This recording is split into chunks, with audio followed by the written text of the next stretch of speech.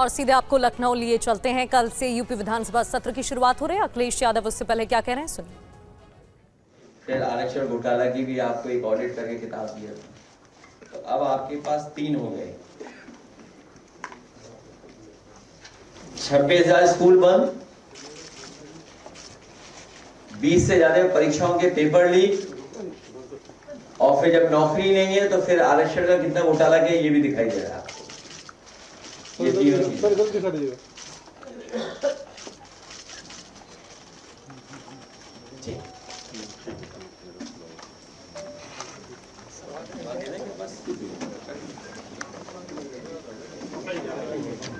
UP में शिक्षा व्यवस्था ध्वस्त। समाजवादी पार्टी के प्रमुख अखिलेश यादव को आप सुन रहे थे। समाजवादी पार्टी के अध्यक्ष अखिलेश यादव ने कहा यूपी में शिक्षा व्यवस्था ध्वस्त हो चुकी है। सरकार नहीं चाहती लोग आगे बढ़ें। इसके अलावा जो यूनिवर्सिटी नहीं बना पाए वो हथौड़ा चलाना चाहते हैं। 10 साल में 20,000 स्कूल बंद हो चुके हैं, ये भी उनकी तरफ से कहा गया। सरकार की पहले दिन से ही मंशा ठीक नहीं है।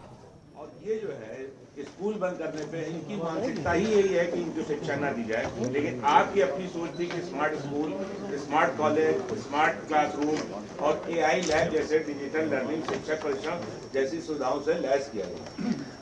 भविष्य में ये सरकार हटे, इसके लिए हम सब लोग मिलकर के काम करेंगे। जब सरकार हटेगी तो चीजें बदलेंगी।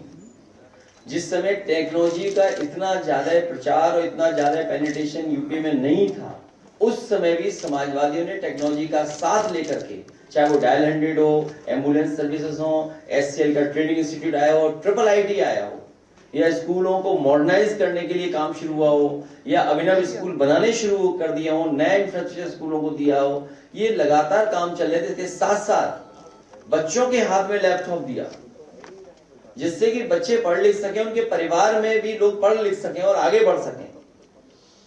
और गांव-गांव इंटरनेट बिछाने का भी उस समय, हालांकि वो प्राइवेट इन्वेस्टमेंट था, तब भी उसके लिए सबसे बड़ा कदम समाजवादी ने उठाया था। और आपको याद होगा जब लॉन्च हुआ था तो हजरतगंज में उसको हम लोगों ने फ्री भी किया था वाईफाई।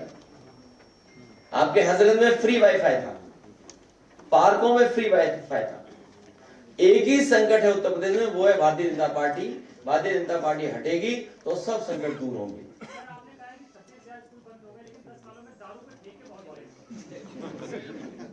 मेरा निवेदन है उस तरफ आप लोग न जाएं, उस तरफ जाने की आदत न डालें।